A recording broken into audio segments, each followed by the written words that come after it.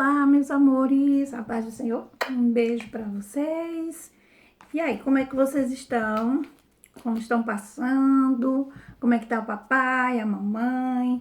Eu tô com muita saudade de vocês. Gente, vocês não imaginam como tá sendo difícil ficar em casa.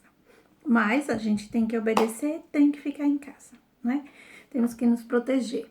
E proteger a quem a gente ama também, tá bom? Então, mas a gente não pode descuidar das coisas do Papai do Céu. Não podemos deixar de estudar a palavra do Senhor. Não podemos deixar de cantar, de adorar a Deus, de orar, não é verdade? Então, por isso que nós estamos aqui no nosso encontro para mais uma lição, tá bom? E hoje a nossa lição vai ser a lição 5. Estamos um pouquinho atrasados, mas a gente vai colocar em dias, tá bom? A lição 5. E ela vai falar de uma coisa interessante. Na sua casa, você já teve um buraco na telha, no seu telhado? Já? Já teve assim dia de chuva, quando tá chovendo bem forte e fica caindo água do telhado, a mamãe coloca um balde, uma bacia, não é? É até engraçado, não é? É tão chato, né, quando tem isso. Pois é, a nossa história de hoje também vai acontecer numa casa. E olha só que interessante, tinha um buraco no telhado. Então, o nome da nossa história é essa, um buraco no telhado. E nessa casa nós vamos conhecer mais um milagre de Jesus que aconteceu lá.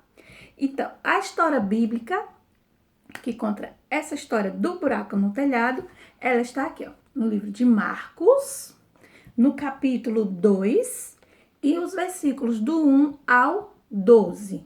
Vamos lá? Marcos, capítulo 2, versículos do 1 ao 12. Memorizem.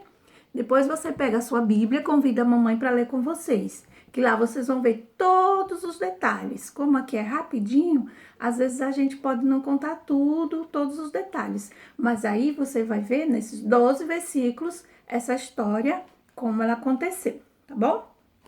Então, Jesus nos ensina a ter esperança em qualquer situação. Vocês vão ver que essa história é uma história de esperança e de superação, tá bom?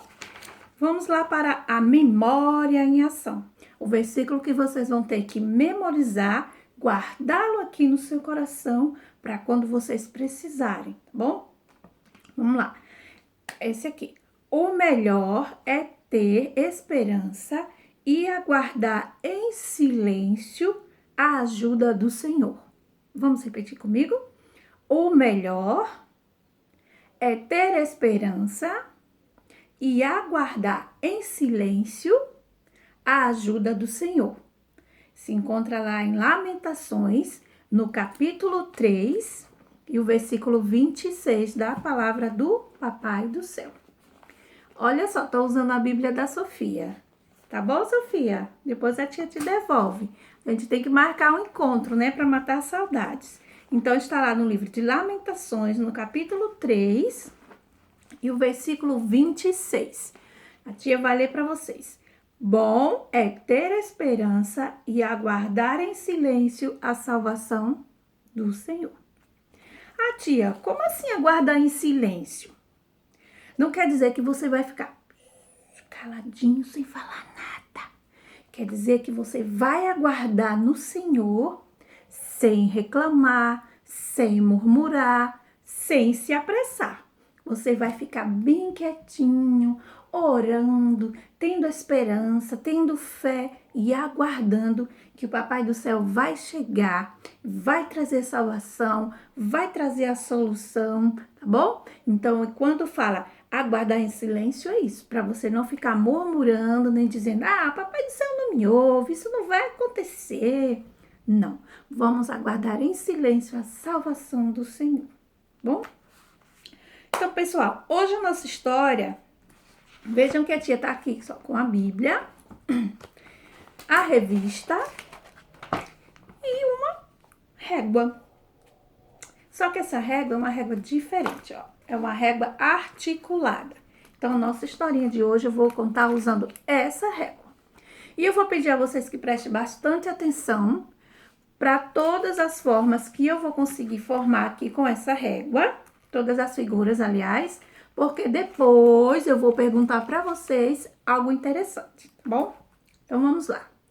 Primeiro eu vou começar contando para vocês sobre Jesus, tá? Jesus, ele caminhava bastante por todas as cidades e por onde ele andava, milhares de pessoas o seguiam. Correto? Muito bem. E aí Jesus, naquela data, ele foi para uma cidade chamada Cafarnaum. Não sei como vai sair o número 1 aí para vocês, então vou fazer dos dois lados, tá bom? Ele foi para uma cidade chamada Cafarnaum, tá? E lá nessa cidade, ele foi para uma casa. Isso mesmo, ele foi para uma casa. E quando Jesus entrava em alguma casa, imagina como ficava. Se eu soubesse que Jesus estava aqui na casa da minha vizinha, eu ia correndo para lá. Todo mundo corria para onde Jesus estava e queriam vê-lo, queriam ouvir a sua palavra e também receber dos seus milagres. Porque quando Jesus estava num lugar, tudo era mudado, tudo ficava diferente. Porque milhares de pessoas eram curadas, restauradas e salvas, perdoadas dos seus pecados. Porque ele tem poder para fazer isso. Então, onde Jesus estava, a casa ficou cheia. Ficou cheia de gente na porta, ficou cheia de gente na janela, de modo que não poderia entrar mais ninguém, de tão apertado que estava naquele local. Tinha gente dentro e gente fora da casa.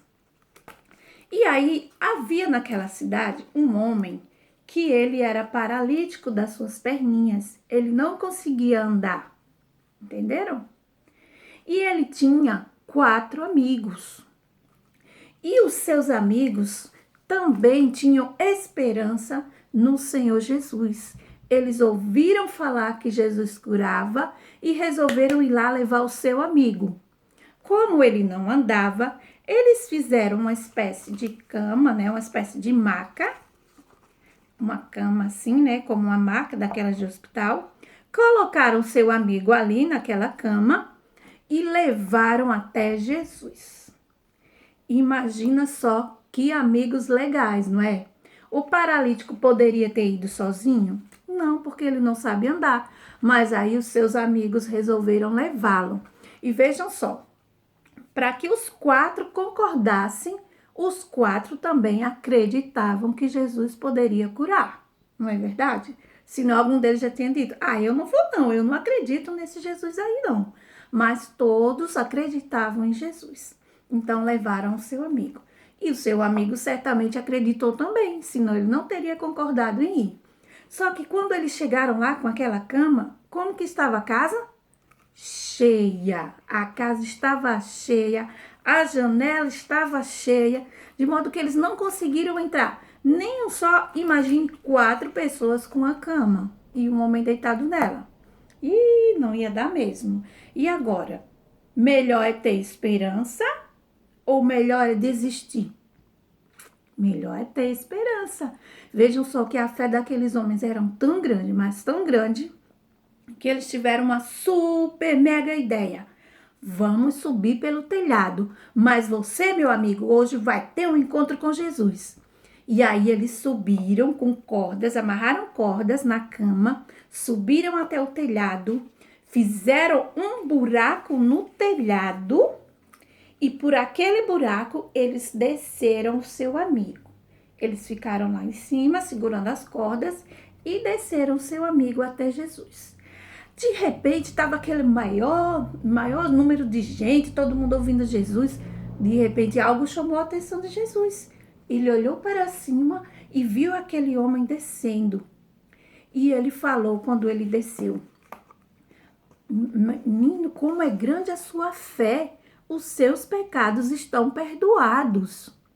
E aí alguns lá, né, alguns fariseus começaram a dizer: quem é esse que fica falando que pode perdoar pecados? Só Deus é que pode perdoar pecado. Mas quando Jesus veio aqui para a terra, Deus, que é o Pai, falou para ele que em suas mãos era dado todo o poder. Então Jesus também podia perdoar pecados. porque ele não queria apenas que as pessoas ficassem curadas, mas ele queria que a alma das pessoas também fossem curadas, que elas fossem salvas, que elas tivessem o direito de serem chamadas de filho de Deus. Por isso que o Papai do Céu falou primeiro para ele: jovem, seus pecados estão perdoados. Mas aí, como aqueles caras lá ficaram reclamando, ele falou: então, se é melhor falar assim, pegue a sua cama, levante e ande. E aquele homem pegou a caminha dele, ficou de pé e começou a andar. Nossa, que legal, que milagre extraordinário, gente. Ele começou a andar. E a Bíblia diz que ele não podia andar. Mas naquele dia ele recebeu salvação de Jesus e também a cura. Vejam só, crianças. E essa história, ela traz pra gente dois exemplos assim pra gente levar pra nossa vida. O primeiro é aquele que vocês já viram na Memória em Ação. Bom é ter esperança e sempre confiar no Senhor. Porque Jesus nos ensina a ter esperança em qualquer situação. Aquela situação daquele moço parecia impossível. Ele foi atrás, quando chegou ele viu uma impossibilidade, porque a casa estava muito cheia, mas os seus amigos conseguiram perseverar na fé e na esperança e conseguiram levar ele até Jesus. O outro exemplo é sobre as nossas amizades. Quem são nossos amigos? São pessoas más? São pessoas que não acreditam no nosso Deus? São amiguinhos que cometem maldade, que desobedecem na escola, que batem nos seus coleguinhas, que não obedecem o papai e a mamãe? Que tipo de amigos são esses, crianças? Eu não quero não andar com eles. Eu vou gostar deles, mas eles lá e eu aqui. Bem? A única coisa que eu posso fazer por eles é orar, pedir para que o Papai do Céu transforme o coração deles e convidá-los para a escola bíblica, para a igreja, para que eles possam ouvir a palavra de Deus e aprender como nós devemos viver e como nós devemos proceder. Então, se eu tenho esse tipo de amizade, eu não vou querer mais. Eu vou procurar pessoas como amigos daquele homem, que tem a mesma fé que ele, que tem a mesma perseverança e que louva o Papai do Céu. Esse tipo de amigo eu vou querer. Eu vou andar com eles, eu vou para a escola com eles, eu vou para a igreja com eles, eu vou brincar na rua com eles. Então, agora que eu tô em casa, não tô podendo sair, eu vou ficar no Facebook com eles, a gente vai ver vídeos juntos, a gente vai louvar a Deus junto. Quando eu fizer uma live dos meus amigos, eu vou assistir, não é? Junto com eles. Então, nós vamos falar de coisas boas, falar de Deus e vamos também ter esperança juntos, tá bom? Não vamos ter esse tipo de amigos, não, que não levam nada e que não gostam do Papai do Céu, tá bom? Nossos amigos têm que ser nossos irmãos da igreja, nossos coleguinhas da escola que não praticam o mal, tá bom? E aqueles cujos vocês veem que tem um pouquinho de maldade, que são desobedientes, levem para eles, a palavra de Deus. Mostre para eles que bom é andar com o Papai do Céu. Então, crianças, a tia formou várias figuras com essa régua articulada. A lição de casa vai ser essa. Vocês vão falar para mim quais figuras a tia formou com essa régua, tá bom? Se eu fiz a casinha mais de uma vez, vocês não precisam falar: tia fez uma casinha, uma casinha, uma casinha. Não, você vai falar só uma casa, tá bom? Então, as figuras que eu repeti, vocês falam apenas uma vez. E aí, vocês vão postar lá no grupo qual foi a resposta, tá bom? E não esqueçam de praticar sempre o Memória em Ação. O melhor é ter esperança e aguardar em silêncio a ajuda do Senhor. Lamentações 3:26. Beijo e até a próxima. Tchau!